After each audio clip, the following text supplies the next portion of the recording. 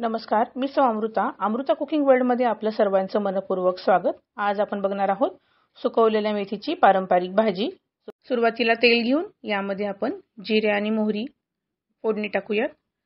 यामध्ये आता आपल्याला चिरलेला 5-6 पाकळ्या लसूण, त्याचबरोबर चिरलेल्या 5-6 लाल मिरच्या यामध्ये घालायच्या आहेत आणि या दोन्ही छान परतून पूर्णपणे लाल होईपर्यंत होऊ द्यायचे आहेत।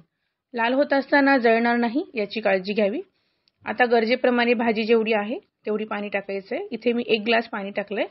अर्धा चमचा हळद, गरजेप्रमाणे किंवा आवडीप्रमाणे तिखट घालायचे। मी इथे 2 मोठे चमचे तिखट घातलेले आहे। थोडी चरचरीत भाजी छान वाटते। पारंपरिक पद्धतीने आपण बनवत आहोत सासूबाईंच्या हातची। यामध्ये आता आपण 1 चमचा मीठ घालणार आहोत। मीठ सुद्धा गरजेप्रमाणे घालायचं आहे आणि छान उकळी येऊ द्यायची आहे। तोपर्यंत एका भांड्यामध्ये सुकवलेली मेथी आणि कोरडे बेसन कालवून घ्यायचे।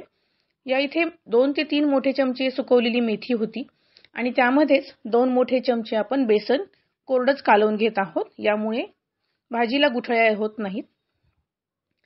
आता उकळी आल्यानंतर थोडी थोडी कालवलेली भाजी आणि पळीच्या सहाय्याने आपल्याला व्हिडिओत दाखवत आहोत त्याप्रमाणे भाजी हटून घ्यायची आहे। हटत असताना गॅस मंद ठेवावा जेणेकरून आपल्या अंगावरती शिंतोडे उडणार नाहीत।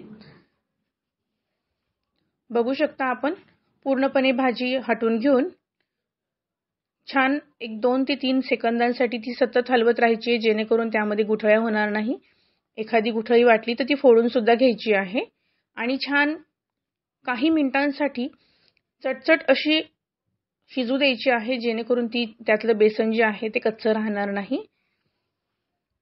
आता आपण गॅस बारीक करून यावरती पाण्याचा शिपका मारणार आहोत, कारण जर एखादी गुठळी राहिली असेल तर थंड पाण्याने ती गुठळी फुटून जाते। त्यासाठी ही पारंपरिक पद्धत आहे। पहिले लोक पिठल्यासाठी किंवा अशा पातळ भाजीसाठी पाण्याचा शिपका मारत असेल। तयार आहे पारंपरिक सुकवलेल्या मेथीची पातळ भाजी। नक्की करून पहा। चॅनलला अजून सबस्क्राइब केलं नसेल तर सबस्क्राइब करा। व्हिडिओ नक्की लाईक करा, शेअर करा, कमेंट करा आणि आपल्या प्रतिक्रिया द्यायला अजिबात विसरू नका। धन्यवाद। पुन्हा भेटूयात।